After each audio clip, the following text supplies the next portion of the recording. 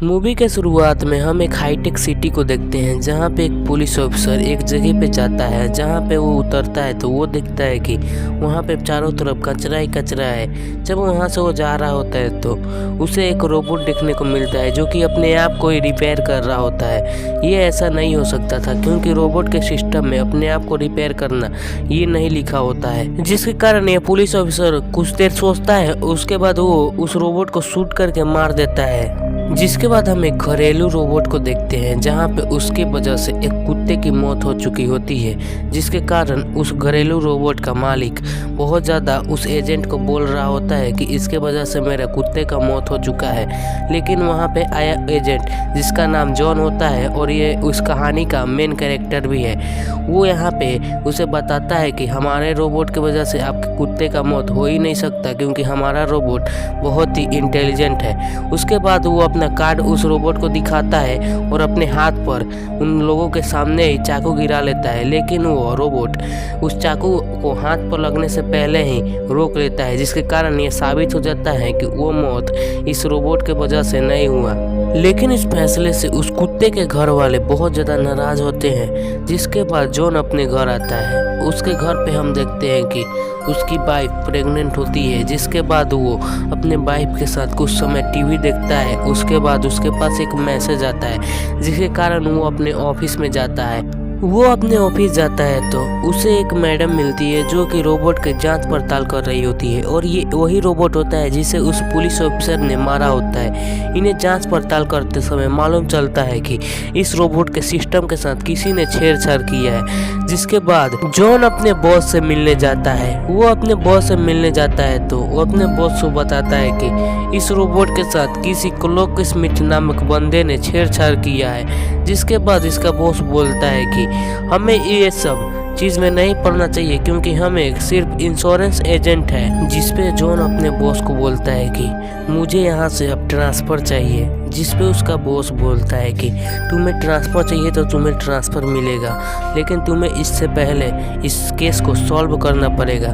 जिसपे जॉन हाँ कर देता है और इस केस को सॉल्व करने के लिए चला जाता है। उसके बाद जॉन उस रोबोट के मालिक के पास जाता है उससे पूछने के लिए, लेकिन वहाँ से उसे कुछ मालूम नहीं चलता। जिसके बाद वो शहर के बाउंड्री पर कुछ देर आराम करने के लिए नीचे देखने लगता है, जहाँ से उसे बहुत सारी झोपड़पट्टी और एक आदमी दिखाई देता है जो कि कचरे में से कुछ ले रहा होता है। तभी उसे एक गोली लगती है और वो आदमी वहीं पे मारा जाता है।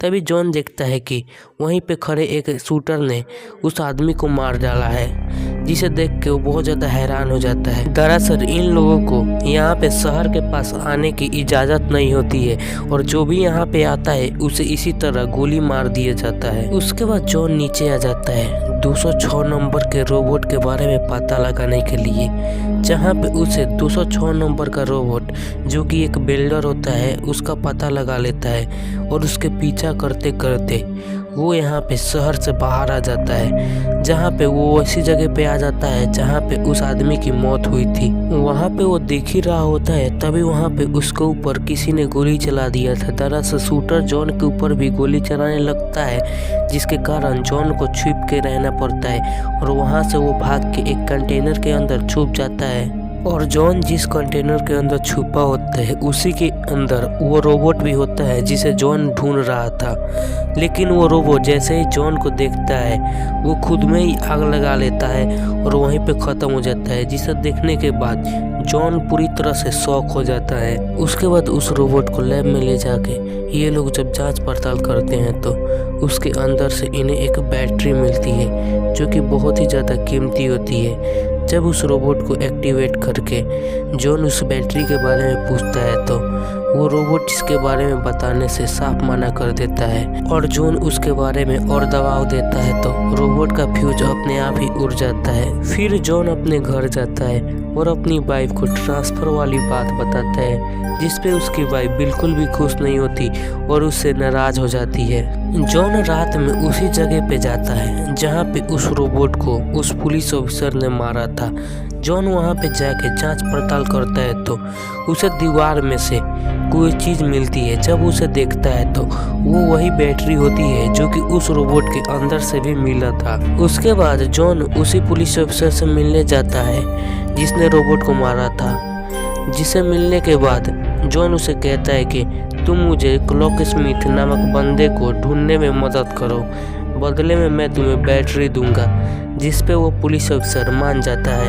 उसके बाद ये दोनों एक जगह पे जाते हैं जहाँ पे एक रोबोट होता है, जहाँ पे इन्हें मालूम चलता है कि इस रोबोट को किसी एक औरत ने बनाया है। जिसका पता लेने के बाद ये लोग वहाँ से निकल जाते हैं और निकलने के बाद पुलिस वाले और जॉन में लड़ाई हो जाती है, जहाँ पे पुलिस वाला जॉन को धमकाता है कि अगर तुमने मेरे पैसे नहीं दिए तो मैं तुम्हें जान से मार दूंगा। जिसके बाद जॉन अकेले ही उस औरत से मिलने के लिए चला जाता है, लेकिन वहाँ से भी उसे कुछ पता नहीं चलता। जिसके बाद वो घर वापस आ जाता है और घर आके वो सोचने लगता है। तभी हम जॉन के कंपनी के हेड लोगों को देखते हैं जिनके पास एक मैसेज आया होता है। दरअसल जॉन ने अपने बॉस को मैसेज किया होता है जो कि इनके पास भी आ गया होता है और ये लोग अब जॉन पे नज़र रख रहे होते हैं। उसके बाद जॉन उसी डॉक्टर से मिलने जाता है जहाँ पे वो डॉक्टर उसे बताती है कि मैंने भी अपने एक रोबोट को ऑल्टर किया है। जिसके बाद जॉन उसे देखता है तो वो रोबोट खुद को ही सेल्फ हील कर रहा होता है, जो कि इसके लिए चौंकाने वाली बात होती है। तभी दरवाजे पे कोई आता है। डॉक्टर देखने के लिए जाती है। वो देखती है कि दरवाजे पे एक बच्चा है। तभी वहाँ पे एक और बच्चा आता है और डॉक्टर को शूट करके मार देता है, जिसके कारण जॉन बहुत ज़्यादा डर जाता है और वहाँ से डर के भागने लगता है। जॉन भाग के बाहर आ जाता है और एक गाड़ी में जाके बैठ जाता है जिसे वही रोबोट चला रही होती है। ये लोग भागने लगते हैं। तभी इनके पीछे एक गाड़ी पड़ जाती है जिसे ये बच के भाग रहे होते हैं, लेकिन रात गहरी होने के कारण इनके गाड़ी के एक्सीडेंट हो जाता है। उसके बाद जॉन की आंख सुबह खुलती है। वो अपने सामने वही रोबोट को देखता है जिससे वो मदद मांगता है। उसके बाद हम जॉन के आसपास 4 परछाई को देखते हैं। फिर जॉन की जब आँख खुलती है तो वो अपने सामने 4 रोबोट को देखता है जो कि उसे कहीं पे ले जा रहे होते हैं। वो उनसे शहर वापस जाने को कहता है, लेकिन वो रोबोट उनकी बात नहीं मानते, जिसके कारण जॉन अकेला ही शहर की तरफ जाने लगता है। लेकिन उसके अंदर इतनी ताकत नहीं बची होती, जिसके कारण वो बेहोश हो जाता है। और जब जॉन की आँख खुलती है तो वो उन रोबोट के साथ ही होता है। उसके बाद हम जॉन के वाइफ को देखते हैं जिसका डिलीवरी होने का टाइम आ चुका होता है। फिर सीन शिफ्ट होता है और हम जॉन के ऑफिस का सीन देखते हैं जहाँ पे उसका बॉस बोल रहा होता है कि जॉन ने ही इन रोबोटों को ऑल्टर किया है, जिसके कारण वो लोग जॉन को पकड़ना चाह रहे होते हैं। हम जॉन को देखते हैं जो कि अभी उन रोबोट के साथ ही जा रहा होता है। उसके बाद हम जॉन के बॉस को देखते हैं जो कि उस पुलिस ऑफिसर को जॉन को ढूंढने के लिए कहता है। फिर हम जॉन को देखते हैं जो कि उन रोबोट के साथ ही जा रहा होता है। वो उन रोबोट से बहाना बना के साइड में आता है और वहाँ पे एक फ्लेयर चला देता है, जिसे वही पुलिस ऑफिसर देख लेता है और उसके पास आने लगता है। और कुछ देर के बाद वो पुलिस ऑफिसर जॉन के पास पहुँच जाता है, लेकिन वो पुलिस ऑफिसर वहाँ पहुँचते ही जॉन को मार के नीचे गिरा देता है। दरअसल ये पुलिस ऑफिसर जॉन को बचाने के लिए नहीं, यहाँ पे सिर्फ उस बैटरी के लिए आया होता है जिसे बेच के इसे मोटा पैसा मिलने वाला होता है। जॉन को बचाने के लिए 2 रोबोट उसके सामने आते हैं, लेकिन वो पुलिस ऑफिसर उन दोनों रोबोट को मार देता है, जिसके गुस्से के कारण जॉन पुलिस ऑफिसर पे फ्लेयर गन से हमला करके पुलिस ऑफिसर को वहीं पे मार देता है। फिर जॉन उस पुलिस ऑफिसर के लाश से जितने भी जरूरी सामान होते हैं वो सब लेके उन रोबोट के साथ आगे बढ़ जाता है। फिर हम शहर का सीन देखते हैं जहाँ पे उस पुलिस ऑफिसर का साथी शहर में जाके सारी बातें बता देता है कि जॉन ने किस तरह से उस पुलिस ऑफिसर को मार दिया, जिसके कारण वहाँ पर बैठे सारे लोग जॉन को मारने के लिए वहाँ से निकल जाते हैं। उसके बाद सीन शिफ्ट होता है और हम हॉस्पिटल में देखते हैं जहाँ पे जॉन को एक बेटी हुई होती है। फिर हम देखते हैं कि जॉन का बॉस और हेड पुलिस ऑफिसर्स जॉन को पकड़ने के लिए गाड़ी में बैठ के उसके तरफ आने लगते हैं। और इधर हम जॉन को देखते हैं कि वो उन रोबोट के साथ उस जगह पे पहुंच चुका है जहां से उन रोबोट को सिग्नल मिल रहा था। वहां पे जाने के बाद जॉन को मालूम चलता है कि यहाँ पे कोई भी क्लॉक स्मिथ नहीं है, इन्हें जो सिग्नल भेज रहा था वो भी एक रोबोट ही है। ये जानने के बाद जॉन का होश उड़ जाता है।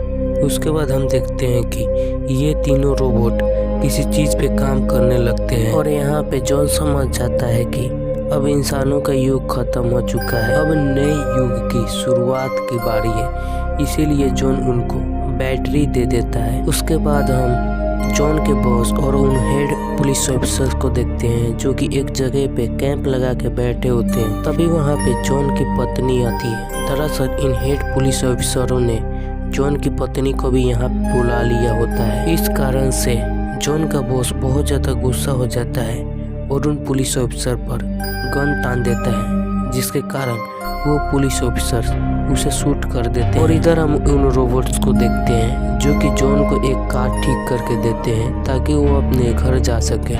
और जॉन उनसे बाय बोल के अपने घर के लिए चला जाता है। और जॉन जब आधे रास्ते पे जाता है तो वो अपने बॉस को गिरा हुआ देखता है जो कि अभी भी जिंदा होते हैं। वो उनसे सारी बातें पूछता है, जिसे सुनने के बाद जॉन बहुत ज़्यादा गुस्सा हो जाता है और वहाँ पे वो वापस जाने लगता है। उसके बाद हम उन्हीं पुलिस ऑफिसर को देखते हैं जो कि उन रोबोट की जगह पे पहुँच जाते हैं। उनके साथ जॉन की वाइफ भी होती है और हम देखते हैं कि उन रोबोटों ने मिलके एक अजीब सा रोबोट बनाया होता है। तभी वो पुलिस ऑफिसर्स एक रोबोट को मार देते हैं और वहाँ पे बच्चे आखिरी रोबोट को भी मारने लगते हैं। तभी वहाँ पे जॉन अपनी गाड़ी लेके आता है और उन सबको अपनी गाड़ी से ठोक देता है। फिर इनमें लड़ाई होने लगती है जिसमें जॉन एक पुलिस ऑफिसर को मार देता है और अब सिर्फ एक ही पुलिस ऑफिसर बचा होता है जो कि जॉन को मारने की कोशिश करता है। तभी वहाँ पे